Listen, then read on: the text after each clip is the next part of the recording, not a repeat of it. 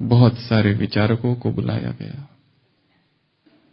क्या किया जाए जो सम्राट के पैर में इस तरह फिर से कांटा न चुभे। महीनों महीनों तक सभाएं हुई, सोच विचार किया गया। बड़े बड़े मनीषी, विचारक, विचारशील व्यक्ति जो थे, बहुत विचार करके उन्होंने एक सुझाव दिया। सुझाव ऐसा था कि सारी पृथ्वी को चमड़े से ढक दिया जाए।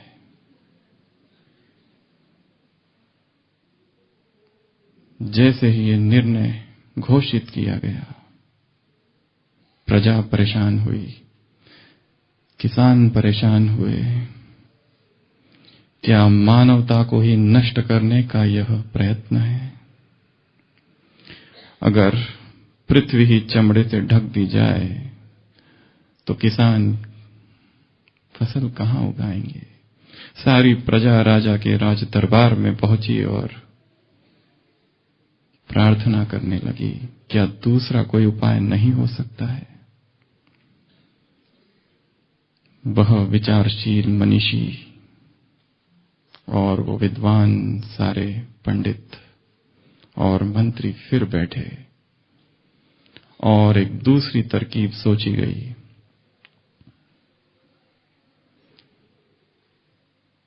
इस धरती पर जितनी धूल है और जितने कांटे हैं उन्हें साफ कर दिया जाए और हजारों और लाखों मजदूर लग गए इस कार्य में। धूल के बवंडर उठे, धूल के बादल आसमान पर, चारों ओर दिन रात 24 घंटे यह क्रम चालू रहा। परंतु इस बीच कई लोग बीमार हुए।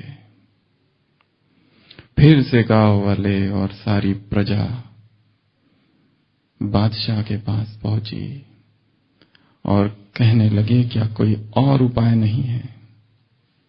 ये कैसा उपाय है जिसमें इतने लोग बीमार पड़ रहे हैं?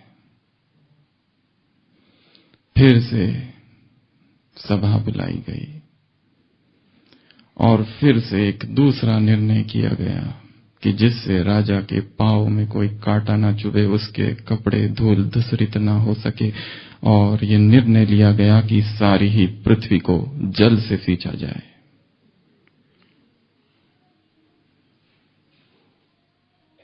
कुएं और नदियां सूख गई। दिन रात यह क्रम चालू रहा। चारों ओर कीचड़ ही कीचड़ हुआ और फिर से वैसी ही अराजकता की स्थिति, चारों ओर हलचल की स्थिति पैदा हुई। इस बीच जब प्रजा फिर राज दरबार में पहुंची तो एक बूढ़ा व्यक्ति सामने आया। कहने लगा, राजन, मैंने आपके लिए ये जूते बनाए हैं। यदि आप इसे पहन लो तो आपको कांटा नहीं चुभेगा। राजा हैरान हुआ, यह हमने पहले क्यों नहीं सोचा? क्या ऐसा भी हो सकता था?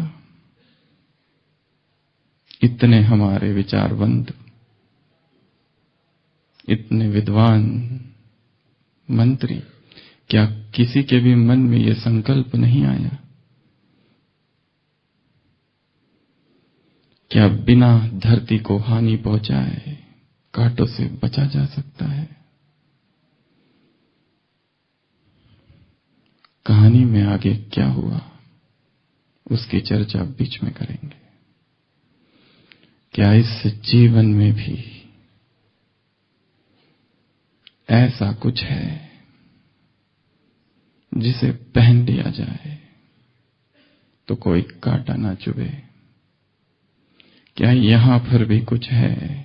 क्या ऐसा भी कोई ज्ञान है जिसे धारण कर लिया जाए तो इस जीवन के जो झटके हैं, इस जीवन की जो असमतल भूमि है, उससे हम सुरक्षित रह सके। क्या ऐसा भी कोई सत्य है जिसे धारण कर असत्य की छाया से हम बचे रहे? क्या ऐसा भी कोई शस्त्र है? क्या ऐसा भी कोई कवच है? है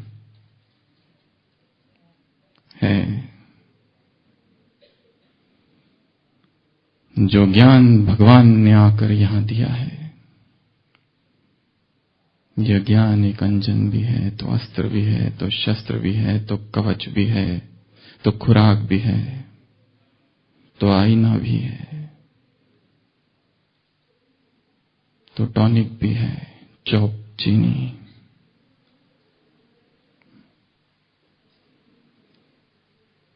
क्या इस जीवन के जो घटनाएं हैं, इस जीवन की जो बातें हैं, इस जीवन में जो होने वाले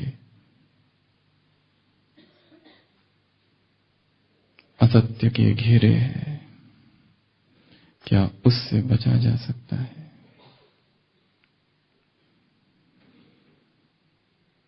बिना किसी को हानि पहुंचाए?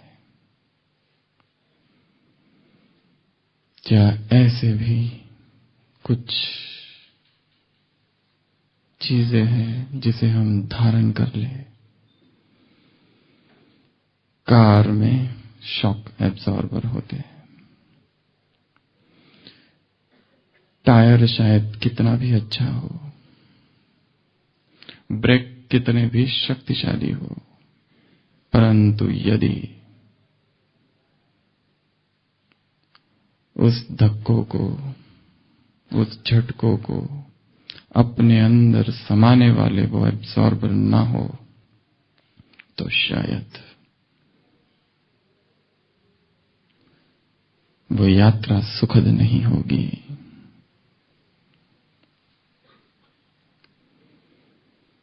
जीवन की जो प्यास है, अनंत फैला हुआ ये जो संसार है, क्या हम करें कि इस पर चलते हुए हम सुरक्षित रहे?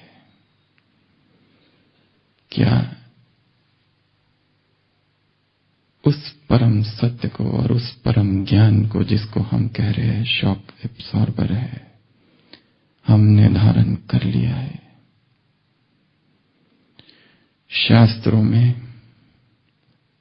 त्रिताप की चर्चा है। आदिदैविक, आदि भौतिक, आध्यात्मिक। इससे पहले कि हम ये देखें कि परमात्मा ने जो ज्ञान सुनाया है, वो कैसे जीवन की सब परिस्थितियों में, सब घटनाओं में, सब विघ्नों में, सब चैलेंजेस में, सब चुनौतियों के बीच हमारी रक्षा करता है और हमारे लिए शॉक एब्जॉर्बर का काम करता है। हमें ये बात देखनी होगी कि वो कौन से शॉक है और वो कौन से झटके हैं जो यहां लग सकते हैं। जैसे त्रिताप की चर्चा है, वैसे ही इस ब्राह्मण जीवन में भी आज हम ऐसे ही त्रिताप,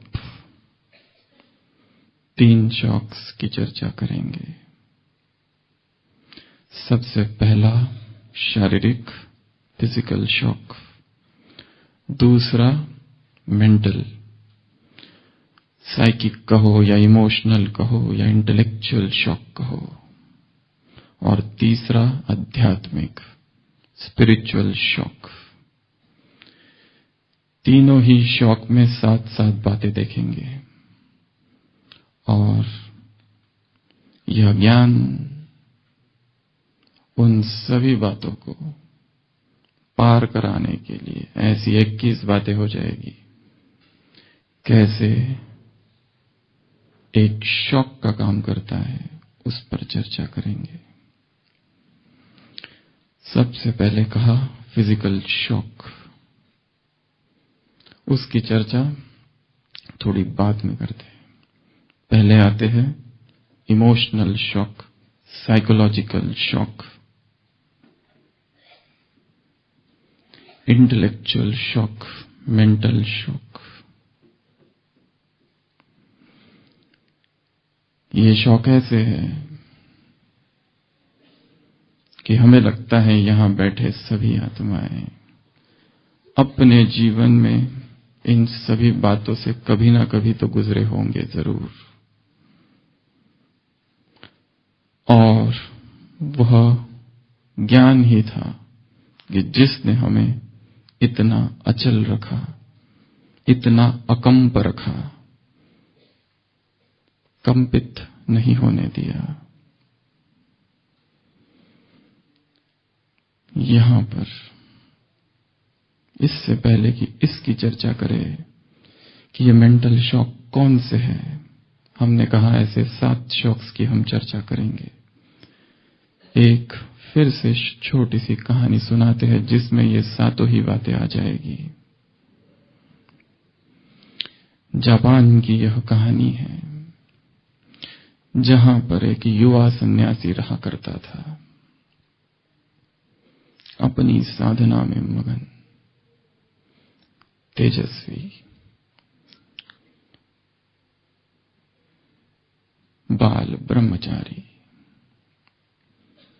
ब्रह्मचर्य की ऊर्जा उसकी वाणी से प्रकट होती थी और इसलिए गांव के सारे लोग उसे बहुत प्रेम भी करते थे, उसका सम्मान करते थे, आदर करते थे, चाहते थे उसे। वो जो कुछ बोलता था रोज शाम आकर बैठकर सुनते थे, मनन करते थे। उसके प्रति उन सब की बहुत भावना थी।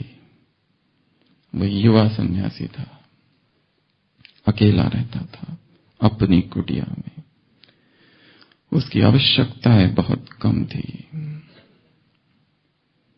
एक दिन अचानक गांव की एक महिला, एक युवती, एक कन्या ने यह जो कि गर्भवती हो गई और उसने एक बच्चे को जन्म दिया और अपने पिता से उसने जहां जाके कहा कि इस बेटे का जो बाप है वह सन्यासी है।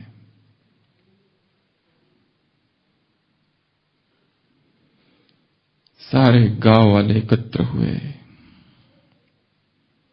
आग की मशालें लेकर चल पड़े सन्यासी की कुटिया की तरफ और आग लगा दी उसकी कुटिया को।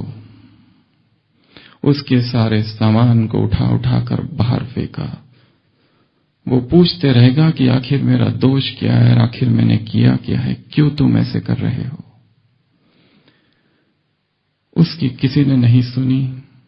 उस स्त्री के पिता ने वो बच्चा लिया और उसकी गोद में पटक दिया और कहा कि क्या ये बेटा तुम्हारा है, ये बच्चा।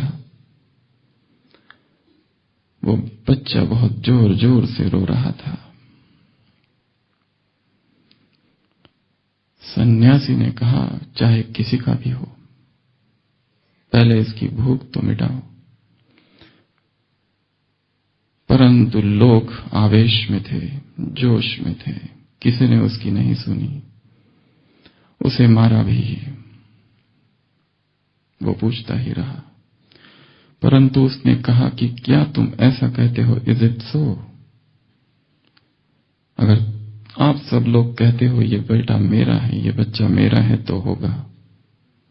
और सारे गांव वाले चले जाते। सन्यासी उस बच्चे को लेकर अब भीख मांगने निकलता है, जो कि उसका रोज का क्रम था। बड़ा ही अद्भुत दृश्य है। एक सन्यासी और हाथ में छोटा सा बच्चा जो कि रो रहा है। जिस द्वार पर जाता है दरवाजे बंद हो जाते हैं। एक घर से दूसरे घर, दूसरे घर से तीसरे घर, फिर उसी घर में आता है जहां वो स्त्री रहती थी। और वो स्त्री देखती है अपने बेटे को उस सन्यासी के हाथ में और रोने लगती है, पश्चाताप करने लगती है, ये मैंने क्या कर दिया। और फिर अपने पिता के पास जाती है और कहती है कि इस बच्चे के असली बाप को छिपाने के लिए मैंने इस सन्यासी का नाम लिया था। सन्यासी निरपराध है। फिर सारा गांव वाला उसके बाप के साथ सन्यासी के पास पहुंचते हैं और उससे क्षमा याचना करते हैं और कहते हैं हमें माफ कर दो। वो कहता है इसमें माफ करने की क्या बात है, और उससे कहते हैं कि तुमने हमें बताया क्यों नहीं कि ये बच्चा तुम्हारा नहीं है। वो कहता है उससे क्या फर्क पड़ता है, चाहे मेरा है या किसी और का हो, ये महत्वपूर्ण नहीं है। अगर मेरा नहीं तो किसी और का होता, और किसी और का होता तो तुम उनके साथ भी वही करते जो मेरे साथ किया है।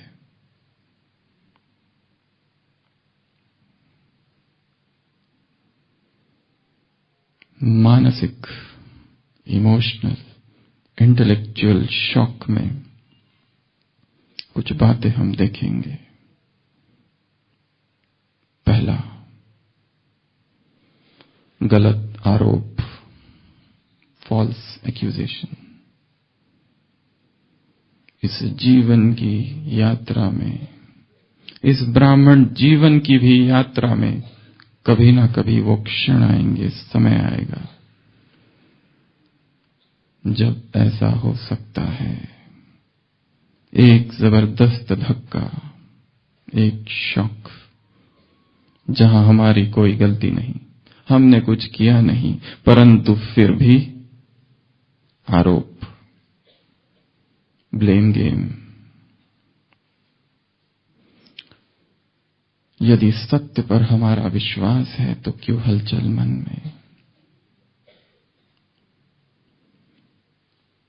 दूसरा, धोखा। ऐसा नहीं हो सकता कि जीवन में कभी भी धोखा न मिले, कभी ना कभी। इस अनंत यात्रा में जिनके आसपास हम हैं, चाहे इस परिवार के लोग या बाहर के भी, कभी ना कभी ऐसा होगा जरूर, क्योंकि हर एक की प्रीत स्वार्थवश है। सुर नर मुनि सब की यह रीति, स्वार्थ हित सब करहि प्रीति। तीसरा, असहयोग। जो एक एक बात हम बता रहे हैं वो एक एक जबरदस्त धक्के के जैसी है। जिनको हमने बहुत सहायता की, जिनके लिए हमने बहुत कुछ किया, और एक दिन अचानक उनसे ही असहयोग मिल जाए। अगला, अविश्वास। हमारी जिनके प्रति बहुत निष्ठा थी और जिनकी हमने बहुत सेवा की, और अचानक उनका हम में अविश्वास। उनका इस तरह विश्वास प्रकट कर देना हृदय को भेद देता है, पीड़ा पहुंचाता है, दुख देता है, परंतु जीवन का सत्य भी तो यही है। अगला, विरोध। जिन्हें हम अपना समझते थे, एक दिन उन्हीं के द्वारा क्रिटिसिज्म, उन्हीं के द्वारा अपोजिशन, उन्हीं के द्वारा विरोध। ब्रह्मा बाबा की जीवन कहानी में भी ऐसे कई सारे प्रसंग हैं। ब्रह्मा बनने के पहले कितने सारे मित्र थे, और जैसे ही यह ज्ञान की धारा बही सिंध में, मित्र शत्रु बन गए, विरोध किया। यहां तक कि साधु वासवानी जो थे, जो कि बाबा को बहुत मानते थे, वो भी विरोधी बन गए, पिकेटिंग में वो भी थे। तो विरोध और क्रिटिसिज्म। अगला इंसल्ट,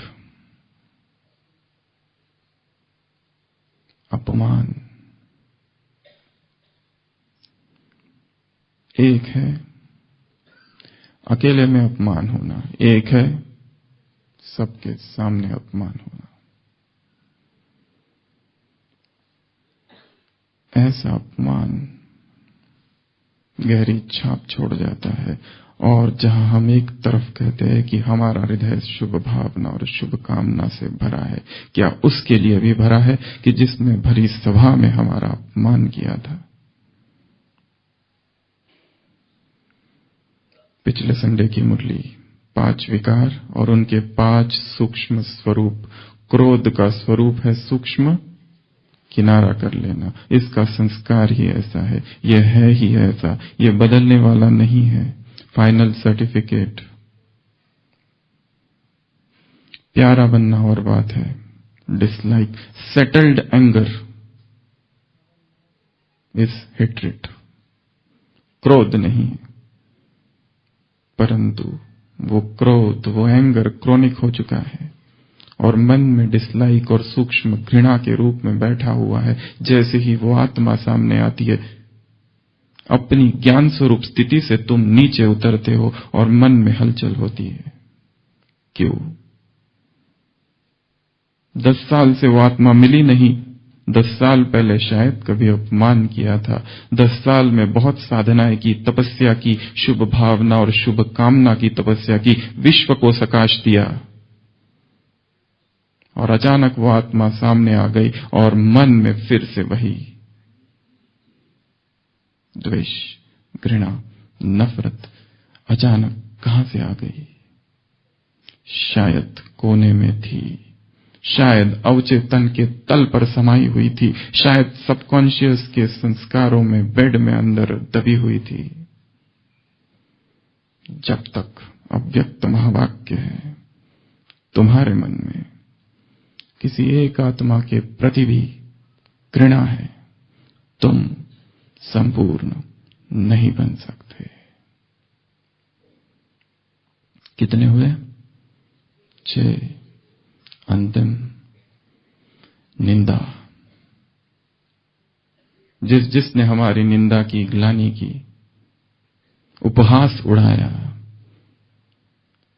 हंसी मजाक की, हमारी धारणाओं की हंसी उड़ाई।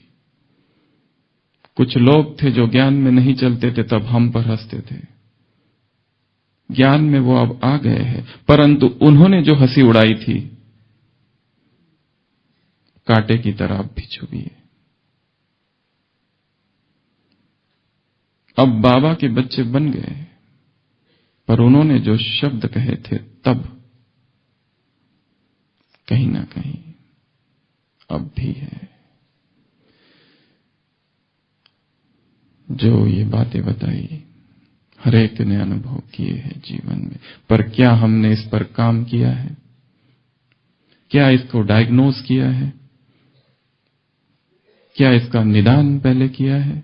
कौन करेगा इसका निदान? क्या कोई डॉक्टर कर सकता है? Physician, heal thyself. अपनी बीमारी इसे हमें ही ठीक करना है, अपने ही अवचेतन में झांकना है। सबकॉन्शियस माइंड जो है वो एक डार्क भवन की तरह है, एक घटाटोप अंधकार से भरी कुटिया है। जहां पर टॉर्च लेकर हम जाएं और जहां पर प्रकाश करें, वो सीधा फोकस उस पर ही होता है। इस अंधकार में कितनी ही भावनाएं, कितने ही इमोशंस और फीलिंग्स दबी है। क्या ये प्रकाश से हमने उस सारे रूम को देख लिया है? कहीं घृणा तो नहीं? जिसने नफरत की, जिसने ईर्ष्या का भाव रखा, जिसने अपमान किया, जिसने असहयोग दिया, जिसने हमारे प्रति अशुभ भावनाएं रखी थी, अविश्वास दिखाया था, वो सन्यासी उनके प्रति घृणा से नहीं भरा। जब उस पर झूठा आरोप लगाया गया, इस ब्राह्मण जीवन में सबसे ज्यादा ब्राह्मण आत्मा तब हिलती है जब पवित्रता पर प्रश्न चिन्ह लगाए जाते हैं, जब अपवित्रता का आरोप लगाया जाता है,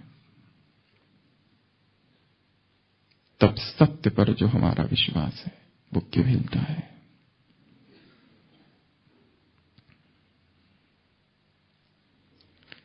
क्यों जस्टिफिकेशन और रैशनलाइजेशन करने लगता है, क्यों सिद्ध करना चाहता है स्वयं को इतनी आतुरता से, इतने पैशन के साथ।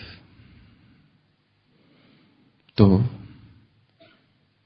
साइकोलॉजिकल शॉक,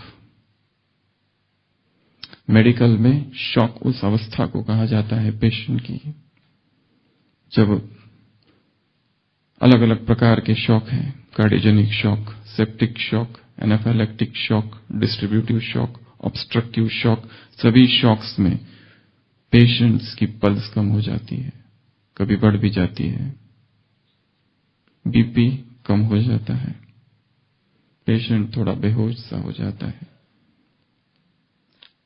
अलग अलग शॉक्स में अलग अलग चीजें होती है, परंतु सभी शॉक्स में पेशेंट की हालत गंभीर होती है। यदि उसे तुरंत ठीक नहीं किया जाए तो बचने की संभावना कम होती है।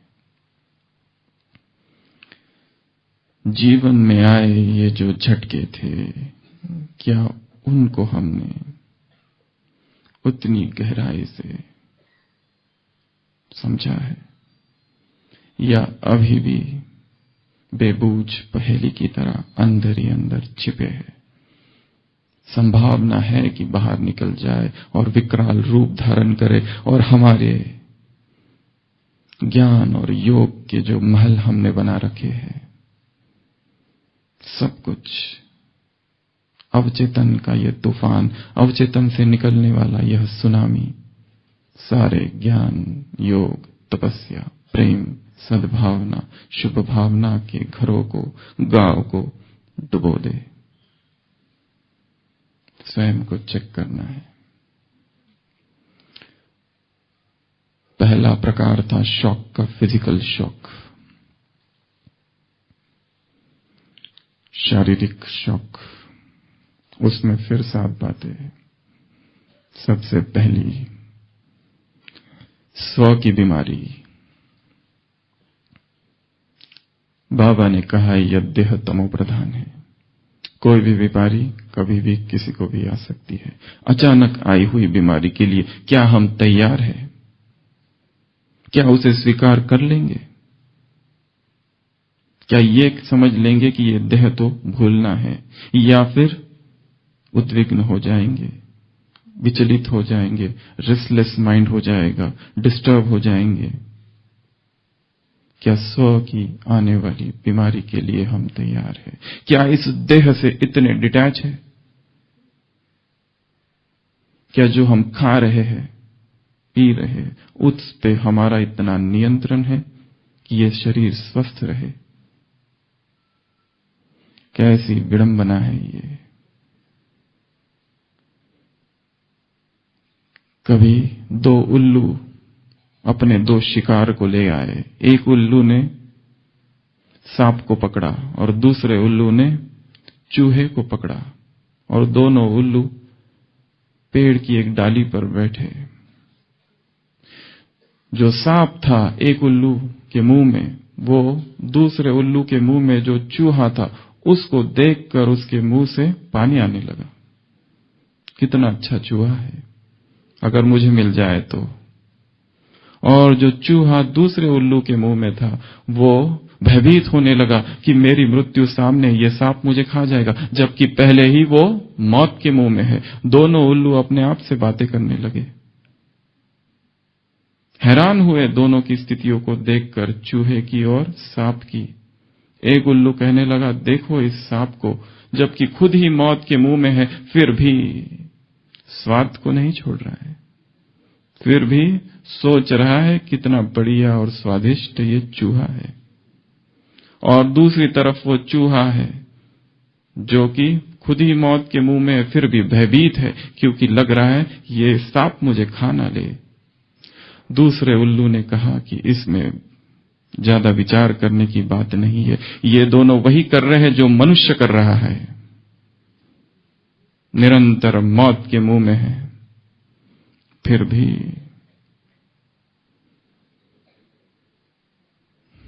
उसकी स्वाद लोलुपता कम नहीं। मौत के मुंह में है, फिर भी छोटी छोटी बातों से भयभीत है।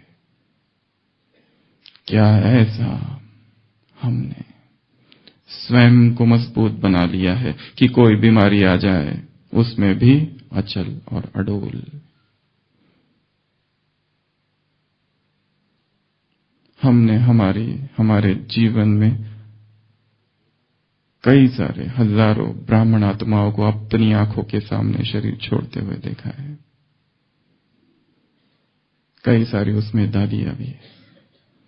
देखा उन दादियों को कैसी देह से निर्लेप अवस्था थी। यहां प्रिक, यहां प्रिक, यहां प्रिक, यहां लाइन, वहां ट्यूब, वहां ड्रेन, परंतु देह से कैसी डिटैच थी।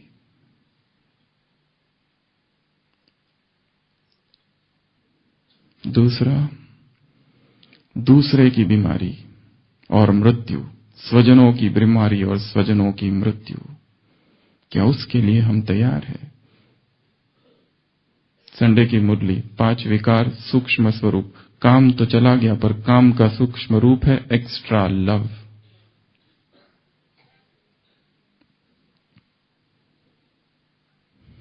मोह तो चला गया, पर मोह का सूक्ष्म रूप रहा है। अच्छा लगता है, सभी अच्छा लगना चाहिए फिर तुम्हें तो। अगर ऐसी आसक्तियां है और ऐसा मन फंसा है, आत्माओं में लटका हुआ है, तो ना तो विश्व की और ना स्वयं की किसी की भी सेवा हमसे नहीं होगी। वही मन, वही चित्त जो बंधनों से मुक्त है, कोई भी बंधन, कोई भी आसक्ति, कोई भी किसी आत्मा का प्रभाव उसे प्रभावित नहीं करता। ऐसी आत्मा विश्व की सबसे अधिक सेवा कर सकता है। ऐसी निर्बंधन स्थिति में जो बंधन है, जब तक उन्हें काटा नहीं है, परंतु अपने ही बंधनों को यदि कोई कैदी अपने ही सलाखों को संभाल के रखे, क्योंकि उसे वो सोने की मालूम पड़ती है। एक कैदी भी नहीं कहेगा कि ये निकाल दो, क्योंकि सोने की है। लोहे की है तो निकाल फेंकता है, परंतु सोने की जो जंजीरें हैं और उसमें हीरे मोती जड़े हुए हैं, तब तो बहुत ही मुश्किल है। ब्राह्मण जीवन मर्जीवाद जन्म है। आज सुबह की अव्यक्त मुरली, स्मृति स्वरूप बच्चों को बाप देखते हैं, अस्तरेखाएं नहीं देखते, मस्तक को देखते हैं, तुम्हारे नयन को देखते हैं, तुम्हारे मुख को देखते हैं। ऐसे मर्जीवा जन्म वाले हम भी क्या ऐसे ही निर्बंधन है, या बहुत सारे बंधन स्वनिर्मित है और जिन्हें हमने सोने के गहने समझकर सजा के रखा है? स्वजनों की बीमारी और स्वजनों की मृत्यु दुख देगी यदि हम आसक्त हैं तो। तीसरा, कमजोरी, शरीर की कमजोरी। शायद किसी बीमारी की वजह से नहीं है, परंतु शरीर कमजोर मालूम पड़ता है। ऐसी शारीरिक कमजोरी, ऐसी फिजिकल वीकनेस की स्थिति अचानक भी आ सकती है। वो भी एक शॉक ही हो सकती है। क्या उसके लिए भी हम तैयार हैं? चाहे शरीर कितना ही कमजोर हो जाए, परंतु मैं आत्मा समर्थ स्वरूप हूं, सिद्धि स्वरूप हूं। आज कहा है बाबा ने, संकल्प की एनर्जी भाग्य की एनर्जी है। यदि संकल्प को नष्ट करते हो, वेस्ट करते हो, तो अपने भाग्य की एनर्जी को वेस्ट करते हो। यदि संकल्प को वेस्ट करते हो तो स्पिरिचुअल एनर्जी को वेस्ट करते हो। तुम बेगमपुर के बादशाह हो, तुम महावीर हो, तुम महारथी हो, तुम्हारा एक एक बोल महावाक्य हो, तुम्हारा एक एक संकल्प आशीर्वाद देने वाला हो, तुम्हारा एक एक संकल्प सिद्धि स्वरूप हो, तुम्हारा एक एक संकल्प जगत का कल्याण करने वाला हो। क्या ऐसे संकल्प की शक्ति से हमने अपने को महावीर, महारथी, बेगमपुर का बादशाह बनाया है? क्या स्मृति स्वरूप हम हैं जो भगवान इस मस्तक को देखे तो उसे ऐसी रेखाएं दिखाई दे?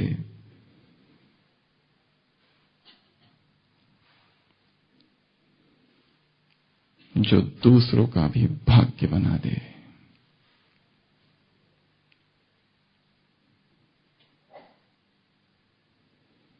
मन को कितना शक्तिशाली किसने बनाया? इस ब्राह्मण जीवन का एक लक्ष्य ये भी है कि आत्मा को स्पिरिचुअल पावर से भरना है।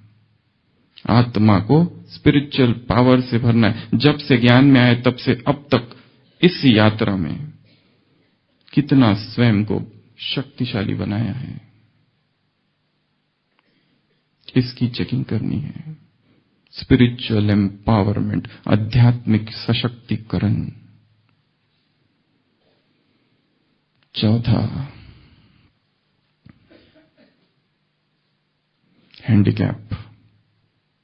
चौथा, अचानक आने वाला हैंडीकैप।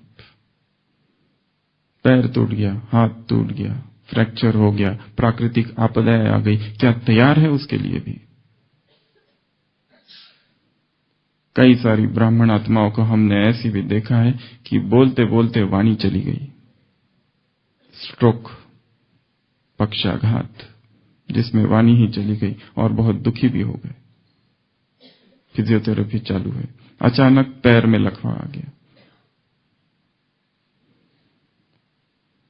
क्या देह तो बहुत सर्वोत्कृष्ट साधन है सेवा का, परंतु मन भी उससे उतना ही डिटैच हो और शक्तिशाली हो। इसके साथ कुछ भी हो जाए परंतु हम शक्तिशाली रहेंगे। अगला, ये माउंट में थोड़ा ज्यादा है, एनिमल अटैक। मनुष्य के हिसाब किताब जानवरों के साथ भी है। अचानक आक्रमण, उससे उस स्थिति में भी स्वयं को अचल रखना, स्वयं को अडोल रखना। फिर से जापान की तरफ चलते हैं। जर्मन के एक बहुत बड़े विचारक हेलीगेल ने अपने जीवन कहानी संस्मरणों में लिखा है कि मैं जब अपने गुरु के पास था, जापान में ज़ेन मास्टर के पास, तो हमने अपने गुरु को एक दिन दावत पर बुलाया। वो गुरु आए। जापान में 7वीं मंजिल पर घर था, गुरु प्रवचन कर रहे थे, सारी सभा बैठे थे और अचानक भूकंप हुआ। सारे लोग भागे लिफ्ट की ओर, मैं भी भागा, परंतु वो गुरु चुपचाप बैठा रहा। उसने आंखें बंद कर ली। लेखक लिखता है कि मैंने पीछे पलट के देखा कि इनको मैंने ही बुलाया है और मैं ही इन्हें छोड़ के जा रहा हूं, और ये मेरे गुरु है। इतना उन्होंने मुझे ज्ञान दिया है, मैं भी तो देखूं ये क्या करते हैं, और जो इनका होगा वो मेरा होगा, और वो नहीं जाता है। पूरा मकान हिल रहा है, भूकंप का जोरदार झटका। भूकंप थोड़ी देर में शांत होता है। गुरु आंखें खोलता है और वहीं से अपना प्रवचन चालू करते जहां से छोड़ा था। जर्मन विचारक हेलीगेल उससे पूछता है, वो तो मुझे याद भी नहीं क्या चालू था, मुझे पहले आप ये बताइए, आप क्यों नहीं भागे?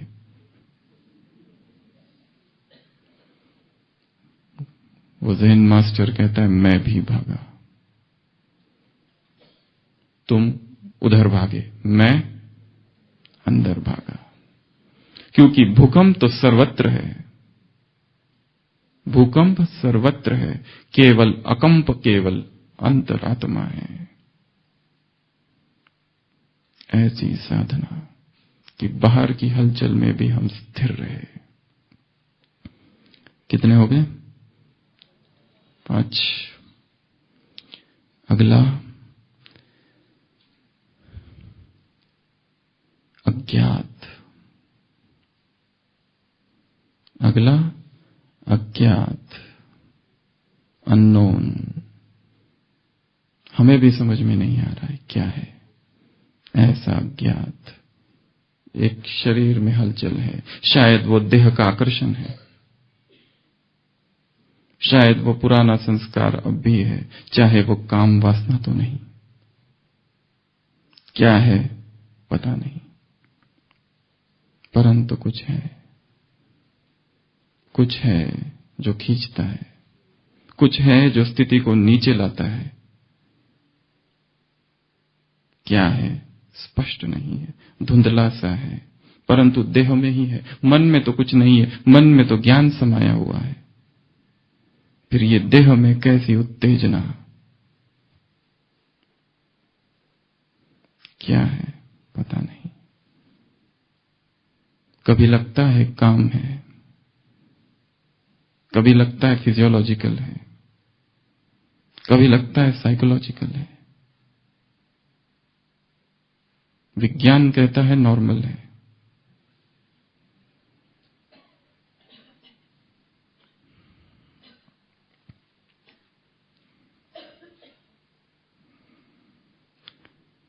अगला इस देह पर होने वाले प्रभाव प्रकृति के। स्थान बहुत अच्छा है, परंतु सर्दी नहीं सहन कर सकते। जाना तो चाहते हैं, परंतु सूट नहीं करता। यहां ये है, वहां वो है, ये भी एक शौक ही है। तो ऐसे 7 शारीरिक शौक। फिर आते हैं आध्यात्मिक शौक। अब आप सबसे प्रश्न है वो कौन से है? जो बातें बताई है वो छोड़कर, या कौन से हो सकते हैं भाइयों की तरफ से? स्पिरिचुअल शॉक्स क्या हो सकते हैं? जो बातें बताई है वो छोड़कर, शायद जो सोच रहे हैं आप वो मेंटल शॉक में आ सकती है। हमने तो 7 ही बताई, बहुत सारी हो सकती है। स्पिरिचुअल शॉक्स किसे कहेंगे? आलस, अलबेलापन, सब मेंटल शॉक्स में 7 गिनाए हैं, वैसे 50 की भी लिस्ट हो सकती है। समय का अभाव है।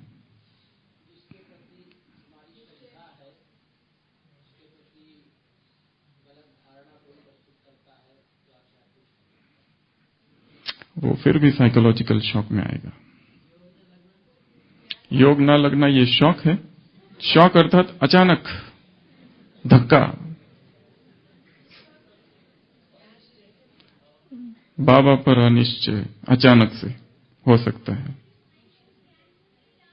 भाई बहने ज्ञान छोड़कर जा रहे हैं, अच्छे अच्छे महारथी, यज्ञ में ही हलचल की स्थिति, ये भी हो सकता है। और भी कुछ हो सकता है, चिंतन का विषय है। प्रकृति की हलचल। अच्छा, और ज्ञान के आधार से जो मान्यता बनाई है उसके खिलाफ क्या? कुछ बातें अचानक सामने आती है तो वो शौक है। और ये तो है ही सारी बातें, हम कुछ और सोच रहे हैं। सूक्ष्म विकार पास्ट के, और ड्रामा में विश्वास। विश्वास है तो उसमें तो वो तो स्टेज बहुत पीछे छोड़ दी, हम आगे निकल पड़े हैं। फाइनेंशियल लॉस भी एक रीति से हमें लगता है वो मेंटल में ही आएगा। मानसिक स्थिति उसमें डावाडोल होती है, मन हिलता है। एक गुरु एक शिष्य देख रहा था, एक झंडा हिल रहा है, तो वो कहता है झंडा हिल रहा है। दूसरा शिष्य जो बाजू में बैठा है वो कहता है कि नहीं, हवा हिल रही है। पहला कहता है नहीं, झंडा हिल रहा है। दूसरा कहता है नहीं, हवा हिल रही है। गुरु वहां आते, क्या हुआ? गुरु को बताते हैं। गुरु कहता है ना तो झंडा हिल रहा है, ना तो हवा, मन हिल डोल रहा है।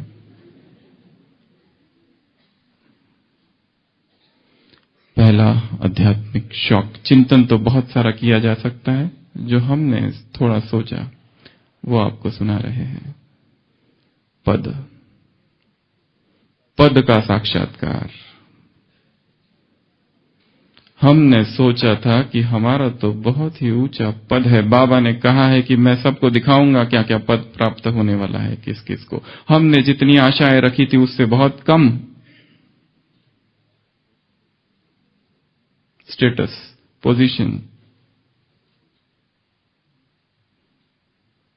अंतिम लास्ट में होगा ये। हमने सोचा था ऐसा हमारा पद होगा, परंतु वैसा था नहीं, अंधियारे में थे। दूसरा, उससे भी अधिक खतरनाक, दूसरों का पद, जिसे हमने सोचा था ये तो बिल्कुल पुरुषार्थी नहीं है। रोज हम उठते हैं अमृत वेला, इसे तो सोते हुए देखा कई बार। यहां तक कि योग में भी, यहां तक कि मुरली में भी, और कई कई तो जहां ज्ञान की चर्चा हो रही है, वर्कशॉप हो रहा है और बहुत जबरदस्त डिबेट और चर्चाएं हो रही है, संगोष्ठी, परिचर्चा, उसमें भी सोते हैं। और ये इसका पद हमसे ज्यादा, ये ज्यादा दुख देता है। पहला तो थोड़ा कम, हमारा पद कम है, चलो ठीक है, परंतु इसका मुझसे ज्यादा। दूसरों के सुख से उत्पन्न दुख जो है वो बहुत पीड़ा देता है, दिल को चुभता है अंदर। तीसरा, पुण्य का खाता। हमने सोचा था हमारा बहुत जमा है। अव्यक्त महावाक्य बाबा के, तुम सोचते हो जितना तुम्हारा जमा है बाप के खाते में उतना जमा नहीं है, केवल क्योंकि तुम केवल जमा को देखते हो, जो लीकेज हो रहा है उसका क्या, जो विकर्म हो रहे हैं उसके क्या। आज की मुरली व्यर्थ संकल्प एनर्जी को नष्ट करते हैं, ज्ञान का मंथन एनर्जी को बचाता है, बनाता है, बनाता है, बाबा ने कहा। कितने व्यर्थ संकल्प उठ रहे हैं धरातल पर, भवंडर की भांति, व्यर्थ संकल्प के बादल, और हम सोचते ये तो बहुत छोटे से हैं। श्रीमत दी है समर्थ संकल्प करो, श्रीमत दी है अपने संकल्पों को धैर्यवान धैर्यवत करो, श्रीमत मिली है संकल्पों को कम करो। पर हमारे व्यर्थ के संकल्प उस बांस की तरह टकरा रहे हैं, एक दूसरे बांस को जन्म दे रहे हैं, विकार की अग्नि को प्रज्वलित कर रहे हैं। फिर अंदर खाली खाली लगता है। आज माथा खाली खाली है, आज सुबह की मुरली।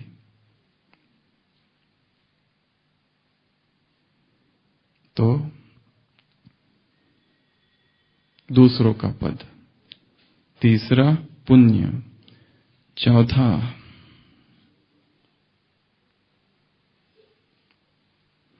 धर्मराज का विकराल रूप।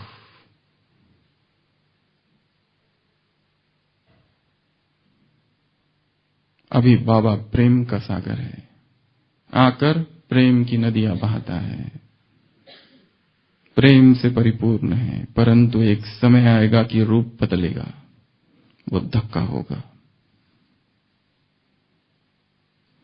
अगला 5 तत्वों की हलचल,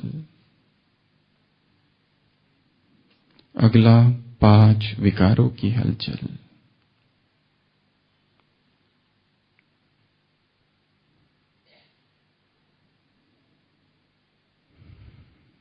ये सब शॉक्स, क्या हम तैयार हैं? कितने हुए? 6। और क्या हो सकता है? एक आपकी तरफ से। अब संस्कारों की टक्कर, अचानक से टक्कर, 2 संस्कार टकराए, 2 व्यर्थ संकल्प टकराए, 2 स्वभाव टकराए, 2 एटीट्यूड्स टकराए, 2 पर्सपेक्टिव टकराते, जो थ्रू पॉइंट ऑफ व्यू जब टकराते, अग्नि प्रज्वलित होगी, और वो अग्नि विकारों की अग्नि को प्रज्वलित करेगी, और दोनों ही नष्ट होंगे। 7, 7 और 7, 21 ऐसे शॉक्स चिंतन और किया जा सकता है। अब विधि क्या है, शॉक ऑब्जॉर्वर ये ज्ञान कैसा है, उसकी चर्चा करेंगे। हमारे पास 5 मिनट और है।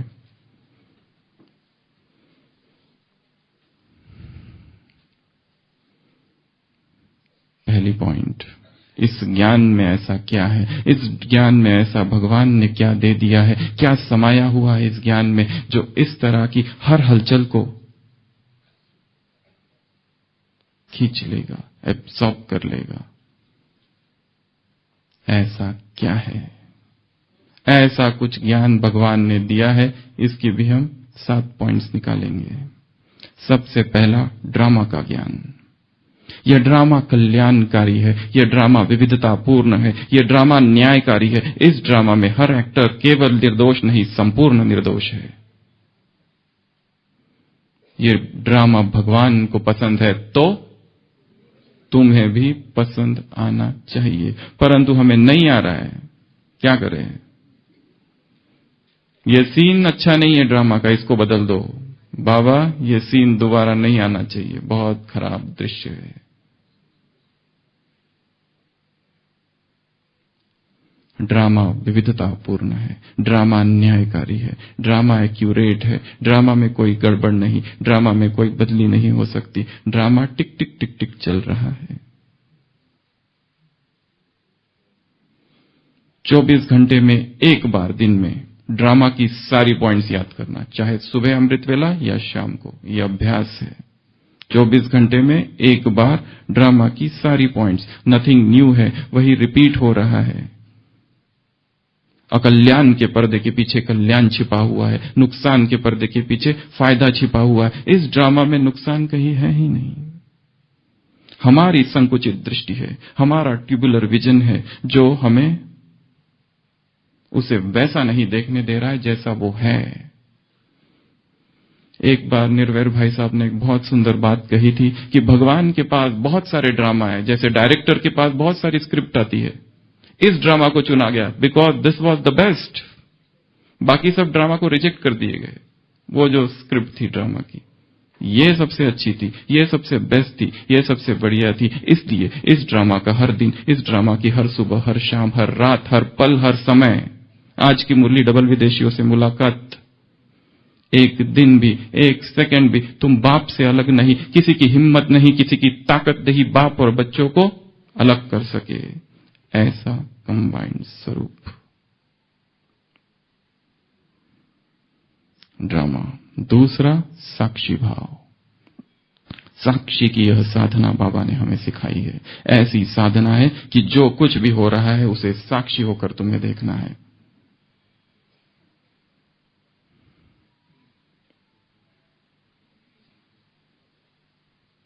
तीसरा, श्रेष्ठ धारणाएं।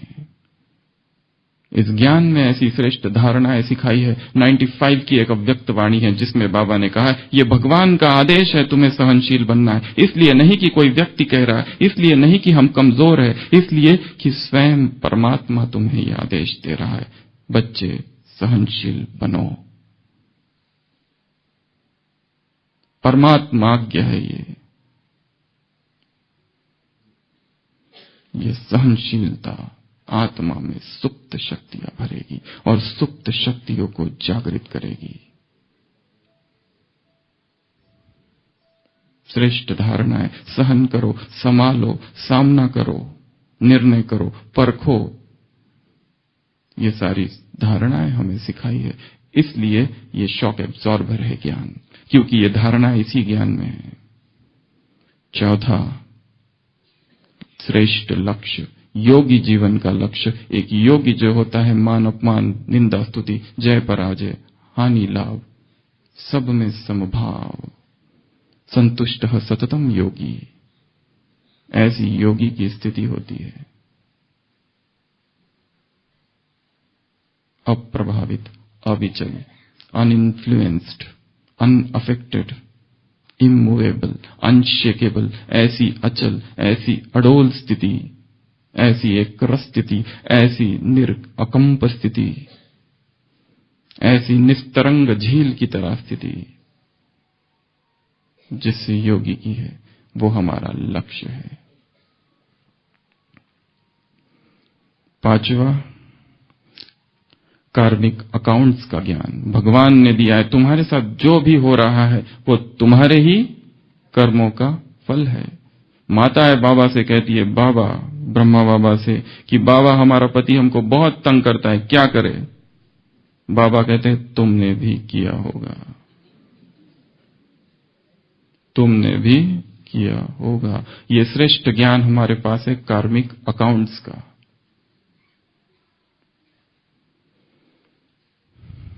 सिक्स्थ, फॉलो फादर का ज्ञान।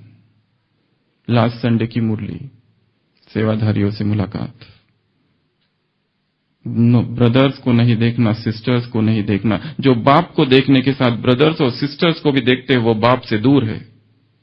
बाप के समीप कौन है? जो केवल और केवल और केवल एक को देखते हैं, एक के पथ का अनुसरण अनुगमन करते हैं। ऐसे एक को फॉलो करने वाले, उस एक ने सब कुछ सहन किया।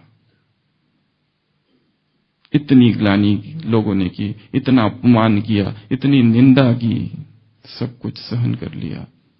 पॉकेट द इंसल्ट, इंग्लिश में कहते हैं, to pocket the insult. Brahma के जीवन में कहीं वर्णन नहीं है कि उन्होंने किसी की ग्लानि की।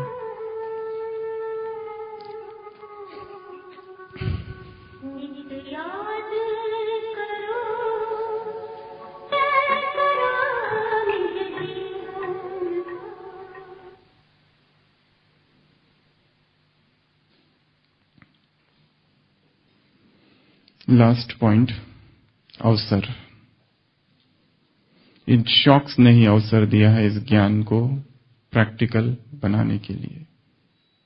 नहीं तो हमें कैसे पता चले कि ये ज्ञान को हमने वास्तव में धारण किया है।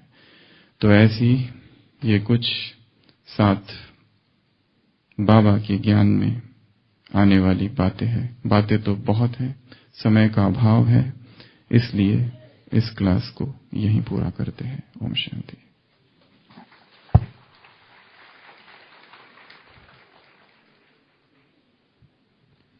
ओम शांति।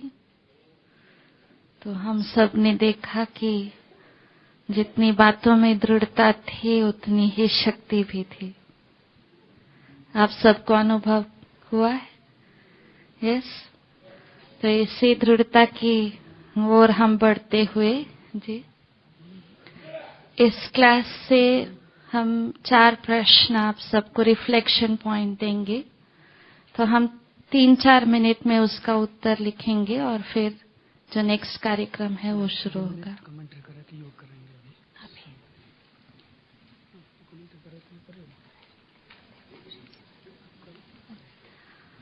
तो इस सेशन का सार क्या था? तो हम सब टॉपिक तो जानते हैं क्योंकि मैं पहले नहीं बताई। बाबा की ज्ञान या मुरली एज अ शॉक अब्जॉर्बर। तो डॉक्टर सचिन भाई ने हमें physical, mental, emotional, intellectual, spiritual shocks भी बताए, झटके भी बताए और उसके समाधान भी बताए हैं।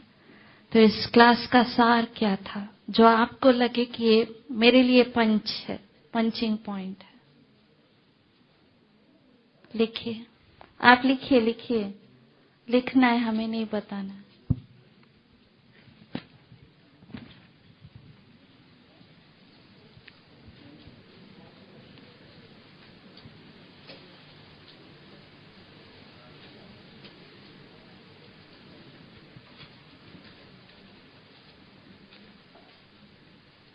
फिनिश। तो इस सेशन को सुनते समय अनुभव मैंने क्या किया?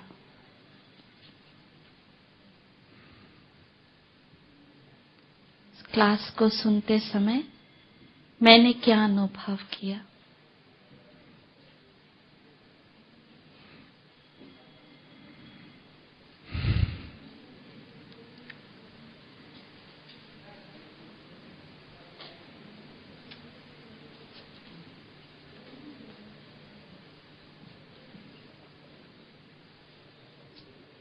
मना बहुत अच्छा लगा, कितना अच्छे पॉइंट्स थे, ये नहीं है। और थोड़ा गहराई में जाइए। मुझे सुनते ही ये मेरे लिए वाह पॉइंट था, मेरे काम की चीज थी।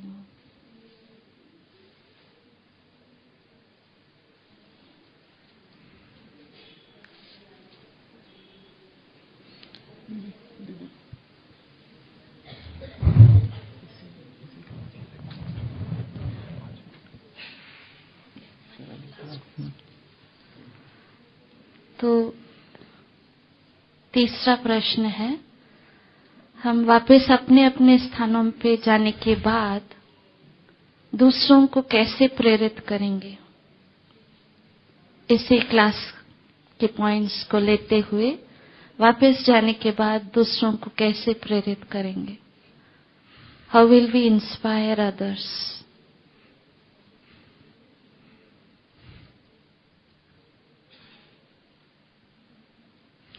तो इसके बाद आपको होमवर्क भी देते हैं। जैसे डॉक्टर सचिन भाई ने कहा, मन को बहुत शक्तिशाली बनाए, तो उसके लिए आज के मुरली के बहुत पॉइंट्स भी हैं। आप चरण करते रात तक हम सब डिस्कस करेंगे। तो चौथा है, मन को कैसे शक्तिशाली बनाएंगे। तो आप सब नोट कीजिए। तो हम डॉक्टर सचिन भाई जी जो ग्लोबल हॉस्पिटल से समय निकाल करके, हालांकि आज संडे है फिर भी बहुत व्यस्त होते हैं, जो फिजिकल हमें बताए हैं वो को भी बहुत ऐसे केसेस देखे होंगे और फिर बहुत ऐसे पॉइंट्स हमें इतना स्पष्ट किए हैं। तो हम जानते हैं कि ये शॉक अब्जॉर्बर हैं, लेकिन हर शॉक अब्जॉर्बर के लिए एक पॉइंट समाधान का भी उन्होंने बताया है। तो थोड़ा सेशन को सुनने के बाद जब हमें टाइम मिलता है, फ्री टाइम मिलता है, तो और बैठ करके रिवाइज करेंगे और रिफ्लेक्ट करेंगे। तो हम सब स्पार्कलर्स की ओर से डॉक्टर सचिन भाई जी को तहे दिल से धन्यवाद करते हैं। Thank you very much. तो अभी भाई जी हम सबको कमेंट्री देंगे और बहुत गहन अनुभूति भी कराएंगे। Thank you very much.